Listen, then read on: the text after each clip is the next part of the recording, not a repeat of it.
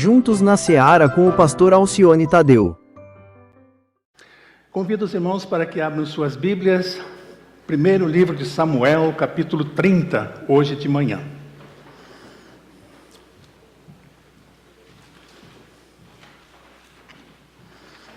Antes de Reis, 1 Samuel, 2 Samuel, capítulo 30 de 1 Samuel. Vamos ler do versículo 1 até o versículo 6. Diz assim, 1 Samuel 30, versículo 1. Quando Davi e seus soldados chegaram a Ziclag, no terceiro dia, os amalequitas tinham atacado o Neguebe e incendiado a cidade de Ziclag. Levaram como prisioneiros todos os que estavam ali, as mulheres, os jovens e os idosos. A ninguém mataram, mas os levaram consigo quando prosseguiram o seu caminho.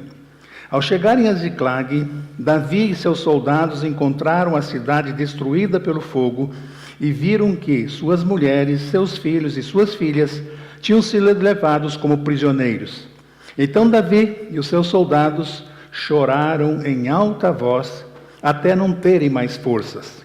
As duas mulheres de Davi também tinham sido levadas, Aionã de Jezreel e Abigail de Carmelo, a que fora mulher de Nabal. Davi ficou profundamente angustiado, pois os homens falavam em apedrejá-lo. Todos estavam amargurados por causa de seus filhos e de suas filhas. Davi, porém, fortaleceu-se no Senhor, seu Deus. Davi, porém, fortaleceu-se no Senhor, seu Deus. 1 Samuel capítulo 18, Davi alcança uma grande vitória. E ele entra em Jerusalém, os soldados, ele à frente, e ele é saudado pela multidão. O rei é Saul. Saul vê essa homenagem a Davi, não gosta do que viu, fica com inveja de Davi, e Saul começa uma perseguição o tempo todo, uma perseguição implacável contra Davi. Ele quer, de uma forma ou de outra, eliminar Davi, tirar Davi da sua frente. Davi era um incômodo para Saul. Ao invés de Saul, olha que lição, irmãos, se aproximar de Davi, abraçar Davi e aprender até com Davi, ter ele ao seu lado, ter ele como um ajudador no seu reinado, ele, por inveja, começa uma grande perseguição contra Davi. E a situação ali, o relacionamento entre Saul e Davi, é algo tremendamente complexo. Davi tinha recebido uma das filhas de Saul como esposa, porque ele havia matado Golias. Vocês lembram da história? Então era sogro de Davi. E começa a inveja. E em uma ocasião, fica o desafio para você pesquisar isso. Davi é chamado no palácio para tocar harpa e sossegar o espírito incomodado de Saul. Musicoterapia. Usava Davi nos seus momentos de raiva, nos seus momentos de angústia. Davi tocava o instrumento e ele se acalmava, diz a história bíblica. Então, só para dizer dessa proximidade de Saul com Davi. Mesmo assim, Saul não suportava Davi. E diz a Bíblia que daí em diante, Saul olhava com inveja para Davi, desde que a multidão homenageou ele naquela entrada vitoriosa em Jerusalém. Davi então se torna um fugitivo. Chega até a terra dos filisteus, pede abrigo ao rei Aquis, que lhe dá a cidade de Ziclag como refúgio. Para lá vai Davi. Para lá vão pelo menos 600 homens, acompanham Davi com suas famílias. Vamos falar um pouquinho agora de Davi. Falei um pouquinho de Saul, muito pouco. Saul dá um sermão, dá para falarmos pelo menos 40 minutos sobre a vida de Saul, quem foi Saul, mas ele fica de lado hoje para falarmos sobre o personagem principal desse texto, Davi. Ele foi ungido rei por Samuel, ainda quando jovem, lá na casa dele, na casa do seu Jessé, seu pai. Mas ele só chegou ao trono em Jerusalém 22 anos depois, esperando do campo para o trono. 22 anos. Ungido rei, meus irmãos, ele não deveria, segundo o nosso pensamento, e quem sabe o pensamento de Davi, passar por tantas aflições. Ele foi ungido, separado por Deus. Deus queria Davi como rei de Israel. Saul entra na frente de Davi. O povo escolhe Saul, deixando Davi de lado. E Saul reina por 40 anos. E Davi esperando 22 anos para assumir o reinado. E, meus irmãos, mesmo ungido, separado por Deus, Davi não foi blindado, não foi vacinado contra problemas, contra crises. Não, nós poderíamos pensar, foi escolhido por Deus, o homem segundo o coração de Deus, não vai acontecer nada com Davi. Deus vai olhar para Davi de uma forma especial, vai livrá-lo, ele não vai ter problema na família. Querem estudar sobre uma família problemática, sobre uma família desestruturada? Estudem sobre a vida de Davi, a família de Davi. Ele não foi blindado contra as crises, os problemas deste mundo. Quantos de nós que achamos, por sermos crentes, não vamos ficar doentes? Não vamos ficar desempregados. Agora eu sou crente, Deus tem a obrigação de cuidar de mim. Não vai me faltar dinheiro, eu ainda vou ter muito dinheiro na minha conta, eu vou me aposentar cedo, e Deus vai me dar muita saúde, eu sou crente, eu estou vacinado contra crises, eu não vou enfrentar problemas. Queria que quando você tivesse esse tipo de pensamento, você lembrasse do grande rei Davi. Como Jó, meus irmãos, Davi perdeu tudo. Perdeu os bens, perdeu a família aqui em Ziclag. Ele sofre crítica dos seus amigos, daqueles homens que ele havia acolhido, que ele havia cuidado deles. E esses seus amigos o condenam à morte. Apedrejamento era pena de morte naqueles dias. Pensam em apedrejá-lo. E vem em Davi, então, um profundo sentimento de derrota. Derrota, não vou ser rei em Israel. Não vou chegar onde Deus está dizendo, onde Samuel disse lá na casa de meu pai, que eu chegaria. Como isso foi acontecer na minha vida? Então, ele não ter deixado a crise de Davi, a crise dos soldados, foi o fato de Davi, como militar, líder de guerra, ter esquecido de deixar soldados em Ziclag e saído à batalha, levando todo o seu exército, deixando as famílias desprotegidas. Ficou fácil para o inimigo entrar na cidade, botar fogo em Ziclag e levar cativos todos os familiares de Davi e dos seus soldados. Esqueceu de deixar seguranças. Não era para isso acontecer com Davi? Um estrategista de guerra, não perdia batalhas, enfrentava qualquer povo, tinha a direção de Deus, mas nesse momento ele erra. Na nossa caminhada, irmãos, na nossa jornada nessa vida aqui, por mais capacitados que você seja, que sejamos, nós vamos cometer erros.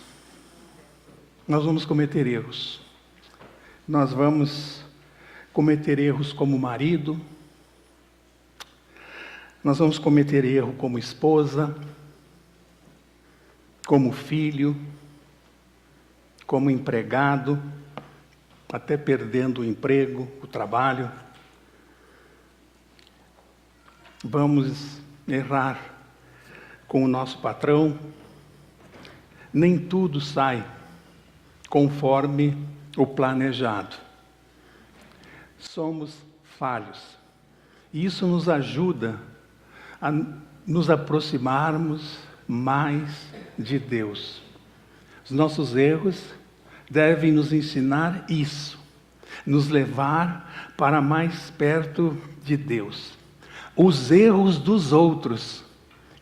Vocês podem ver que todos os personagens na Bíblia não têm só as vitórias deles, não só tem aquilo que eles fizeram de bom, que eles acertaram. Não.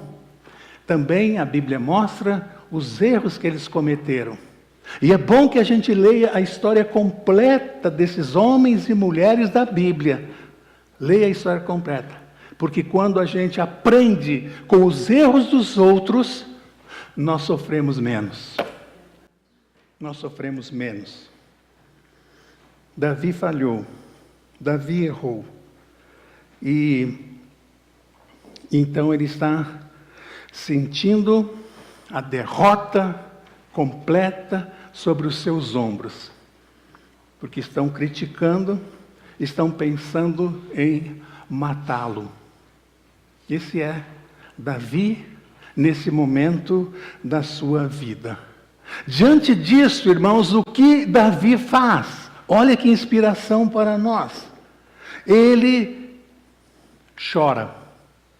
Vocês imaginem Davi chorando? O homem que havia saído à guerra. E todos os seus soldados, 600 homens, diz o texto, chorando. Homens chorando, e chorando em alta voz, por causa de suas famílias, por terem perdido suas famílias. Como disse o professor Arthur da Távola, Deus inventou o choro para nós não explodirmos. Chorar é uma forma de nos comunicarmos. Quando nós não temos palavras para expressar um momento de alegria, um momento de tristeza, faltam palavras no nosso vocabulário, nós choramos. É uma forma de falar. Davi chora. Em seguida, depois de desabafar, ele se fortalece no Senhor. É o que diz o texto. Porém, Davi fortaleceu-se no Senhor, seu Deus. E ele, interessante, irmãos, ele não se fortaleceu, homens, na esposa. Ele não se fortaleceu no pastor da igreja dele. Ele não se fortaleceu com dinheiro. Ele não se fortaleceu na bebida. Vou beber. Ele não se fortaleceu nas drogas. Ele não se fortaleceu fazendo mais amigos, que são lugares onde nós buscamos escapes. Buscamos nos fortalecer nos momentos de crise da nossa vida. Não, não foi aí que Davi buscou se fortalecer. Ele olhou para o alto. Ele se fortaleceu no Senhor. Buscou ao Senhor Deus naquela hora difícil. Você está passando por uma hora difícil? A quem você tem recorrido? A quem você tem buscado? Gostaria de lembrar você, Mateus 6,6. Tu, quando orares, entra no teu quarto, não deixa a porta aberta, tranca, diz o texto bíblico, a porta, e só você e Deus acertem essa situação. Derrame seu coração diante de Deus. Tranca a porta. Aliás, esse é um dos impedimentos que temos quando dedicamos ou pensamos em ter um tempo diário com Deus. É um dos inimigos do nosso tempo devocional, do nosso tempo de oração. As interrupções. Você não está fazendo nada, está andando na casa, daqui para lá, chega em casa, não tenho nada aqui, vou ler a Bíblia, vou orar. Vou para o quarto, vou para o escritório, fecho a porta, chega alguém telefona, o marido bate. Mulher, onde é que tem toalha? Onde é que está aquela camisa branca? Eu vou sair, preciso. As interrupções. Enquanto você está jogado no sofá, assistindo um jogo de futebol, tirando uma soneca, você está na cozinha cantando e fazendo um prato preferido, ninguém interrompe. Ninguém se aproxima para você para conversar. Ninguém interrompe. Agora, resolve orar e ler a Bíblia, irmão. O filho chama, mãe, onde é que está meu tênis? As interrupções. Às vezes a gente tem que trancar a porta do nosso quarto e colocar uma placa lá, escrever, estou orando, me deixe em paz, alguma coisa assim. Interrupções, é uma coisa incrível. Não sei se acontece isso com vocês. Né? Marido não te perturba, irmã, mas vai orar que ele chega perto de você, porque vai beber, porque não sei o quê, porque eu estou com uma dor aqui, porque eu... Incrível isso, né, irmãos? Davi se fortaleceu no Senhor. E Satanás não quer que você busque o Senhor, que se você se fortaleça no Senhor, se edifique, para passar por aquele momento de crise. Ele chora, ele se fortalece no Senhor e ele consulta ao Senhor. Que lição para nós, irmãos! Antes de qualquer ação, Davi fala com Deus.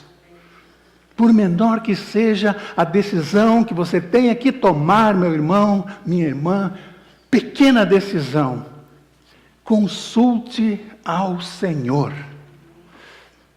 Ele tem prazer, através do Espírito Santo que habita em nós, em nos ajudar, em nos dar direção. Ele não se precipitou. Respirou fundo e busca a Deus. Senhor, o que eu devo fazer nessa situação? Nós temos, irmãos, olhado muito para os lados. Vou falar com o gerente do banco, vou falar com o meu patrão que tem dinheiro, vou telefonar para o Brasil para resolver essa situação, eu vou falar com o meu médico. Nós temos a iniciativa sempre, nos precipitamos sempre para os lados. Buscar recursos, buscar soluções na horizontal. Quando, irmãos, a solução está para cima, para o alto, para Deus. Quando Israel chegou no Mar Vermelho, diante do Mar Vermelho, não tinha como avançar. O mar, o exército egípcio vindo atrás. De um lado havia um destacamento adiantado do exército egípcio. O outro lado era montanhoso, não tinha como crianças, idosos subirem. Não tinha como aquela multidão escapar daquela situação. Cercados por todos os lados. Qual foi a saída de Moisés? Para o alto. E do alto veio a solução. Deus abriu o mar para eles passarem. Quem sabe Deus precisa abrir um mar na sua frente nesses dias. Nessa situação que você está enfrentando, Olhe para o alto, busque ao Senhor. E Ele prometeu: eis que estarei convosco alguns dias. Algumas vezes. Em algumas situações. É isso que a palavra diz? Em algumas vezes, quando eu tiver tempo, eu vou socorrer você.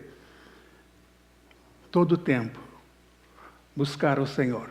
Eis que estou convosco todos os dias.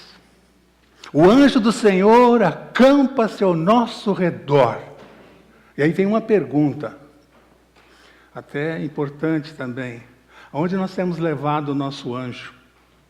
Se um anjo anda com a gente, onde a gente tem levado esse anjo?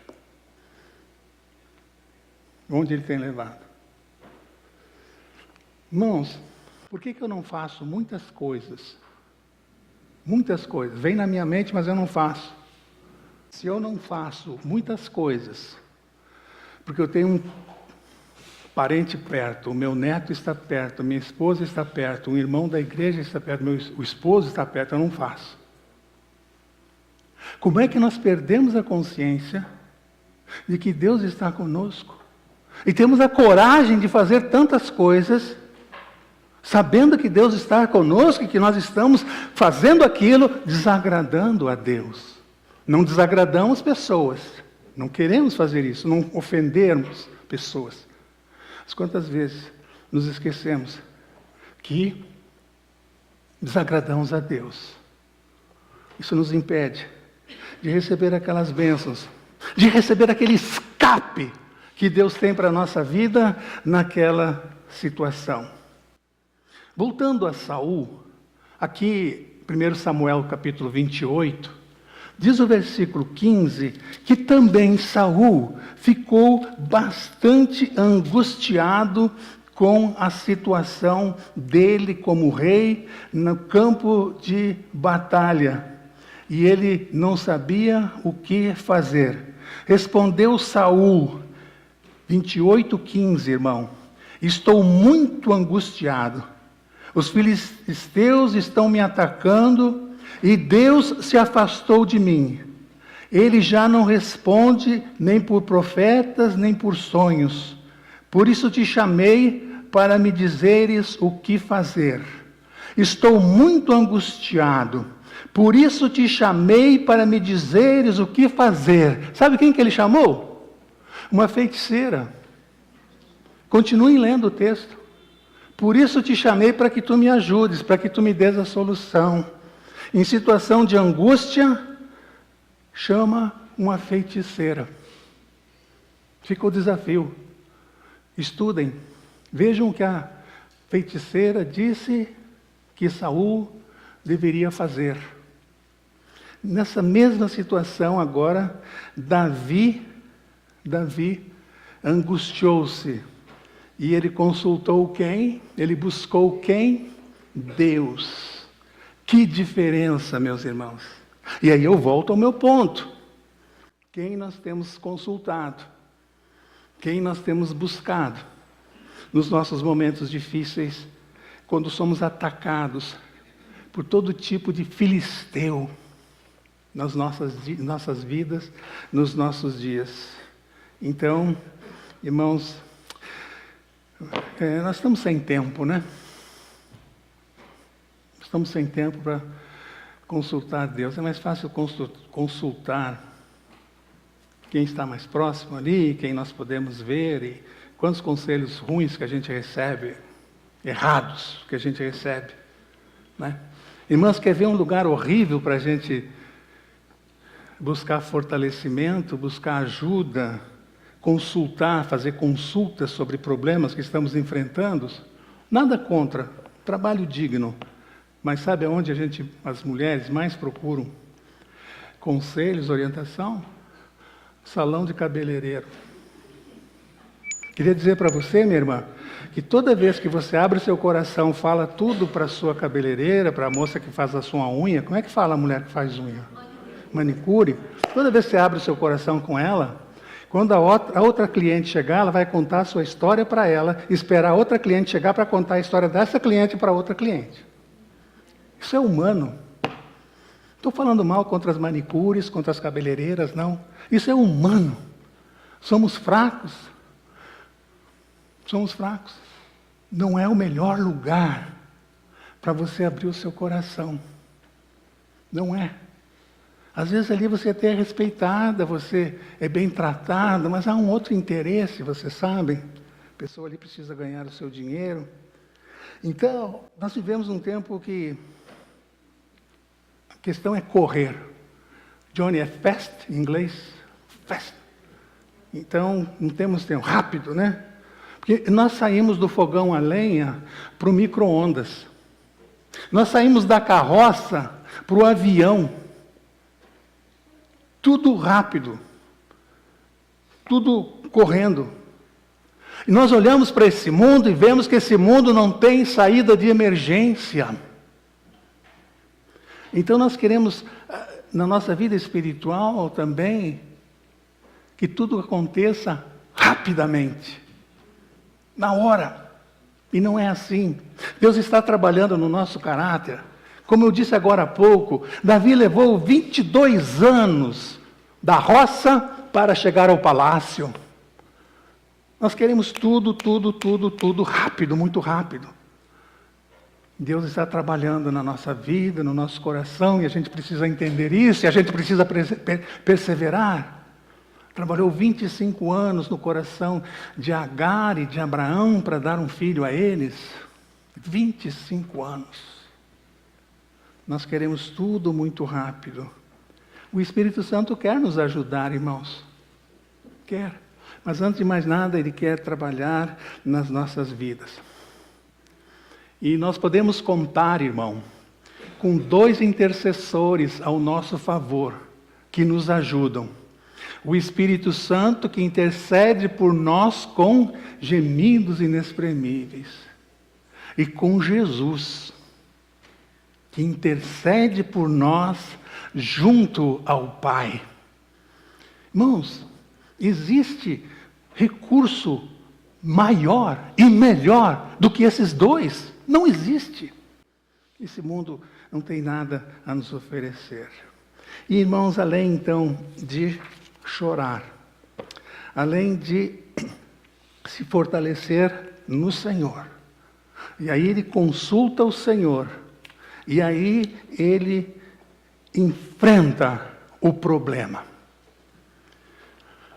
Enquanto, irmão, você ficar dizendo que você é assim por causa da criação que recebi, por causa do meu pai, eu sou assim por causa da cidade onde eu nasci, eu sou assim por causa do meu casamento que desmoronou, pastor, eu sou assim porque é a minha personalidade, é o meu jeito. Eu estou diante desse problema já há 15 anos, porque lá atrás a minha mãe me abandonou. Quando você ficar nessa lamúria, você não vai sair do lugar, meu irmão. Você está se esquecendo que Jesus disse que eu vim para que tenham vida e vida em abundância.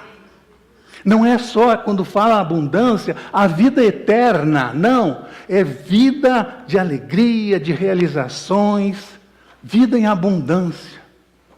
Paulo e Silas, à meia-noite, presos, cantam e louvam ao Senhor, buscam ao Senhor.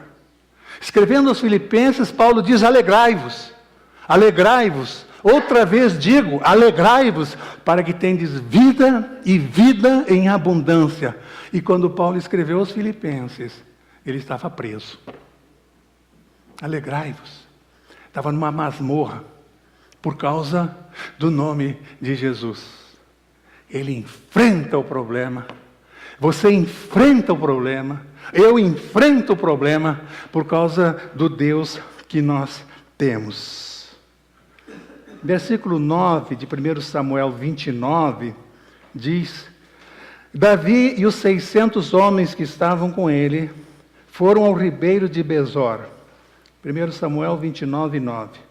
Onde ficaram alguns dias, pois 200 deles estavam exaustos demais para atravessar o rio. Todavia Davi e 400 homens continuaram a perseguição. Foram em frente.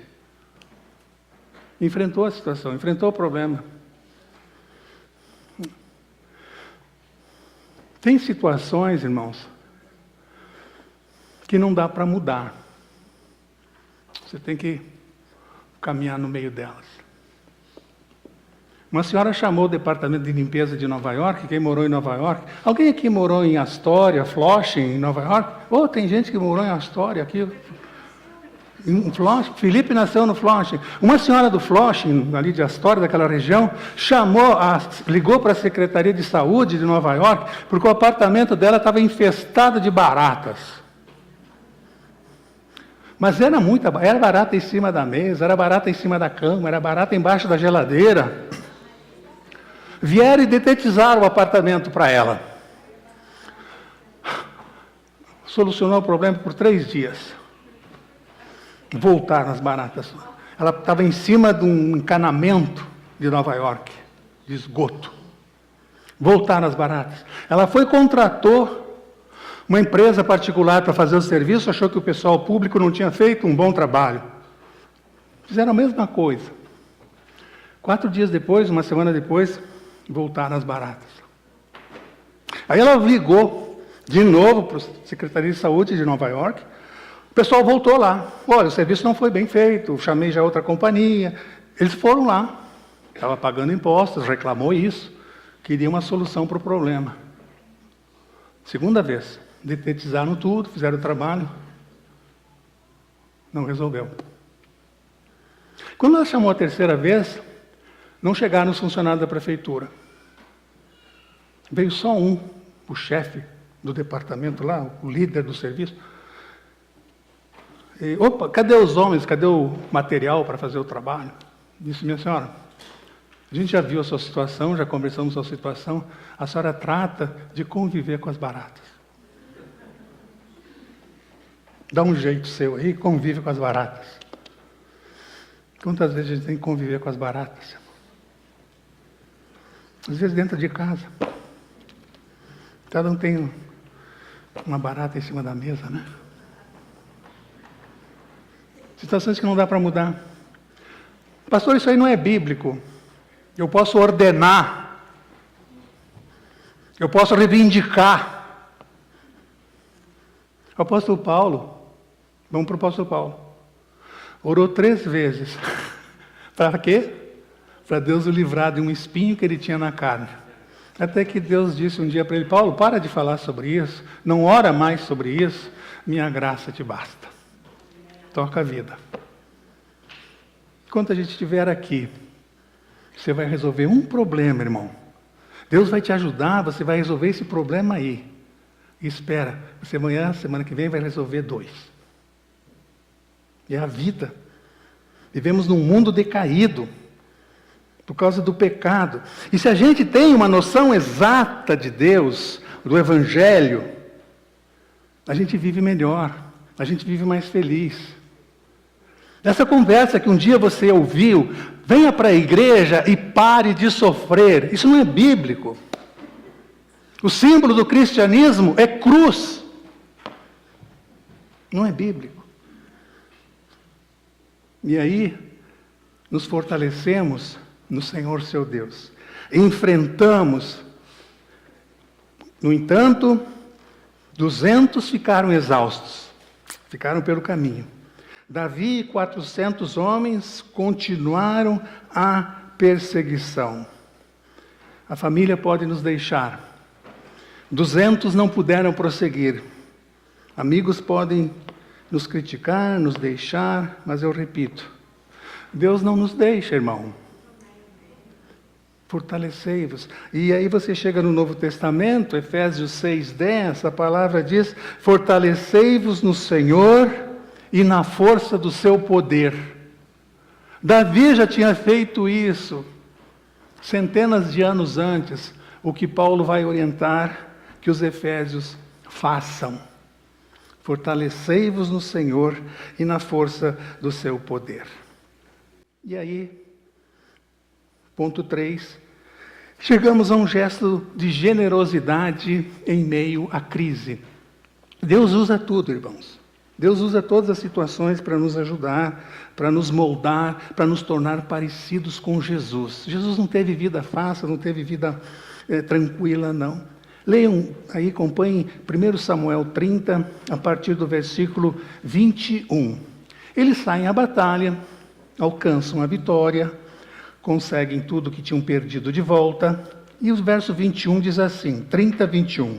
Então Davi foi até os 200 homens que estavam exaustos demais para segui-lo e tinham ficado no ribeiro de Besor. Eles saíram para receber Davi e os que estavam com ele. Ao se aproximar com os seus soldados, Davi os saudou. Mas todos os homens maus e violentos, vadios, diz o meu texto aqui, que tinham ido com Davi, disseram: uma vez que não saíram conosco, não repartiremos com eles os bens que recuperamos. No entanto, cada um poderá pegar sua mulher, seus filhos e ir embora. Davi respondeu: não, meus irmãos, não façam isso com o que o Senhor nos deu. Ele nos protegeu, entregou em nossas mãos os bandidos que vieram contra nós.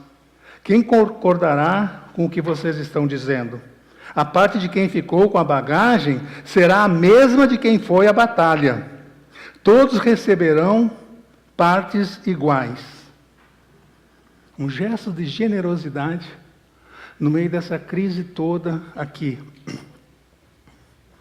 Tem um outro momento na vida de Davi, ele já está no palácio.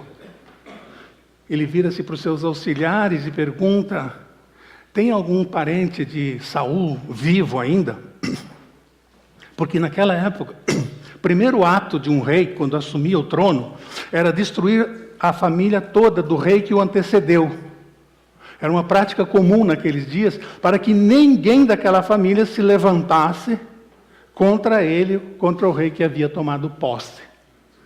Davi faz essa pergunta no palácio, e um funcionário diz para ele: olha, tem um neto de Saul, filho de Jonatas, chamado Mefibosete, que mora em Lodebar. Lodebar era um fim de mundo. O rapaz era aleijado, neto de Saul.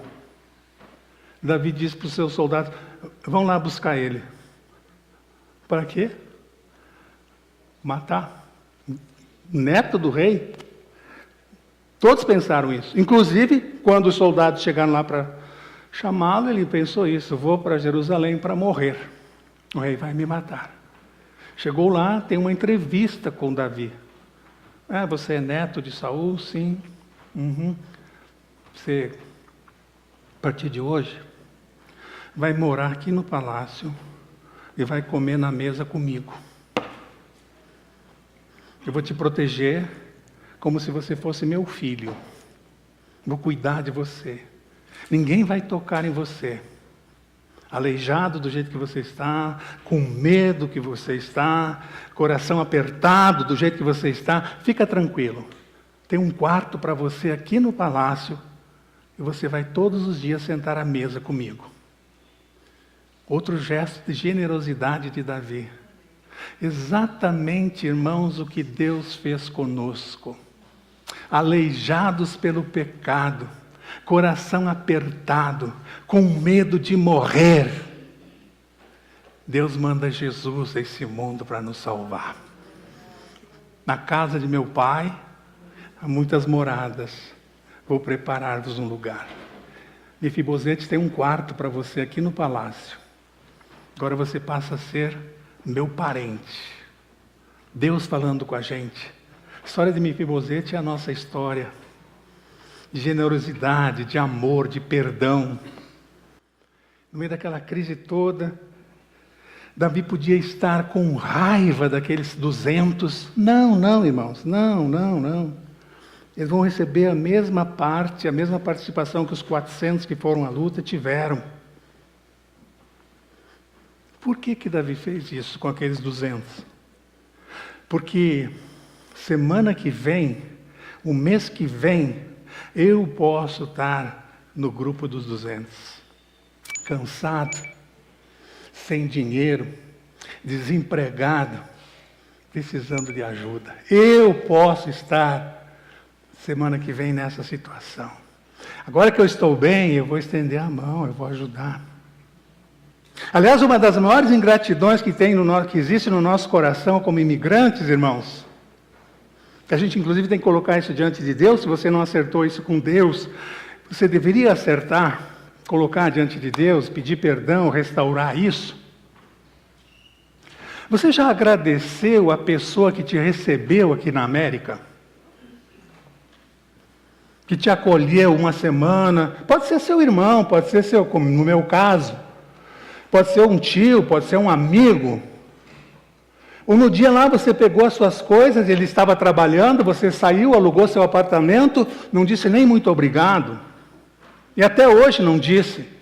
Não chegou formalmente diante desse amigo, diante desse parente, e disse, olha, muito obrigado por aquele dia que você me recebeu aqui nesse país. Sabe quando você vai fazer isso? Quando você imaginar ter chegado aqui nesse país sem ninguém ter te recebido. Onde é que você estaria? Para onde você ia? E nós não chegamos aqui com $5.000 no bolso para ir para um hotel, para o Sheraton ali em frente ao aeroporto, ou alguém aqui tem essa condição. Não, a gente vai depender sempre de alguém que nos acolhe. Uma semana, um mês, 6 meses, né? Tem uns abusados, né? Que a gente não arrumar um emprego para ele, se a gente não der uma palavra para ele, né? Ele se hospeda mesmo. Mas lembra disso, irmão. Generosidade no coração. Isso agrada a Deus. Edifica as pessoas. Esse gesto de Davi aqui. Não. Os 200 vão receber a mesma porção daqueles 400 que foram à batalha. Vamos ter um coração generoso. Vamos abençoar aqueles que um dia nos abençoaram. E também vamos pensar que amanhã a gente pode estar no grupo dos 200. E terminando, irmãos, versículo 17 diz que nesse ataque que Davi fez lá com seus soldados e contra o inimigo, contra os amalequitas, diz o texto que 400 jovens montados em seus camelos fugiram. Davi não conseguiu pegá-los. Conseguiram escapar. O que eu aprendo com isso, irmãos? Nem tudo na vida sai como nós planejamos. Davi queria pegar todos, não é? Trazer todos prisioneiros. Nem tudo na vida sai como nós planejamos. A gente tem que recuar, a gente tem que sair pelo lado, a gente tem que se humilhar, reconhecer que errou. Nem tudo sai como nós planejamos. 400 escaparam. E o que a gente aprende com isso? Que aqueles 400 amalequitas, daqui a pouco, podiam atacar Davi de novo e os seus soldados. Então, irmão, você mata 2 amalequitas, 600 amalequitas, e daqui a pouco tem 400 te esperando ali na esquina. Não morreu todos. Não morreram todos. Tem amalequita para todo lado. Mas a gente vai fazer como Davi. Se precisar, vai chorar na presença do Senhor, vai se fortalecer no Senhor, vai consultar o Senhor e vai enfrentar o problema. Mesmo que alguma coisa na nossa vida, pode ter sido um casamento, pode ter sido a criação de um filho, um negócio que nós montamos, não tenha dado certo, como a gente sonhou.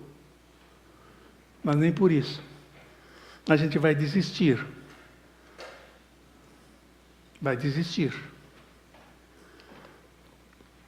E por fim, irmãos, guarda isso. Satanás tem poder para nos oprimir. Vejam, lembrem do exemplo de Jó. Guardem essa palavra. Satanás tem poder para nos oprimir. Satanás tocou na vida de Jó com permissão de Deus. E Satanás oprimiu Jó. Satanás tem esse poder, pode fazer isso. Só, meus irmãos, ele não consegue nos possuir. Por quê, irmãos? Porque o texto bíblico diz que maior é o que está em nós do que o que está no mundo, do que a opressão de Satanás. Ele não pode nos possuir, nos controlar, se nós estivermos nas mãos de Deus, nos colocarmos nas mãos de Deus. Qual é o problema que você está enfrentando nesses dias, irmão? Qual é a sua luta? Qual é a sua dificuldade? Incline sua cabeça e coloque isso diante de Deus agora.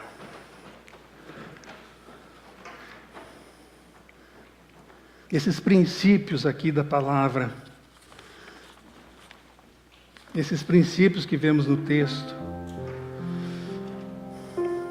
não serviram apenas lá para Davi, há tantos anos atrás. São princípios que funcionam hoje. Que o Deus de Davi é o nosso Deus.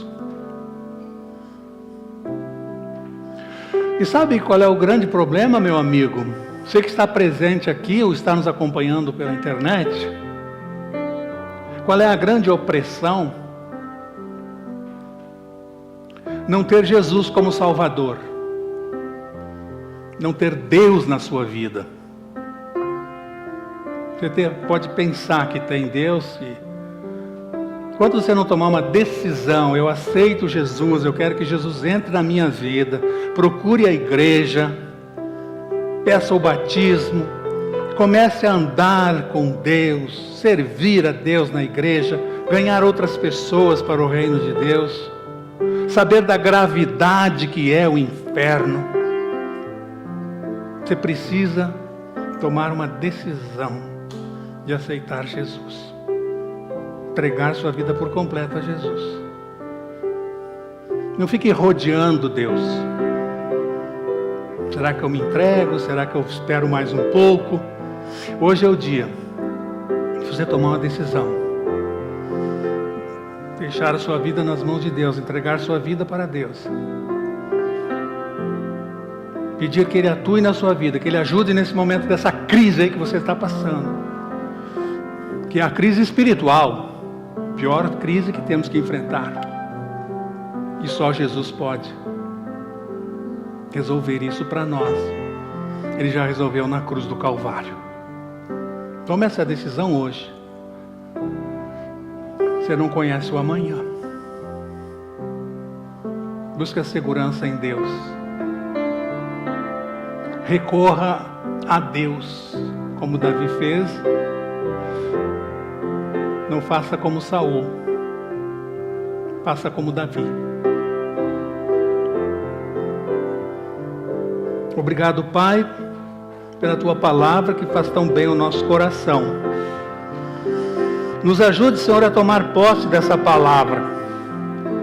A ter experiências contigo, Senhor, como Davi teve. Porque ele resolveu te buscar. Dá-nos experiências contigo, Senhor, experiências que nos levem para mais perto de Ti e nos fazem Te conhecer melhor. Nós estamos dispostos, ó Pai, a isso. Que Tu atues, que Tu nos ajudes. Não por nós, mas por causa de Jesus. É no nome dEle que falamos contigo, Pai. Amém, Senhor.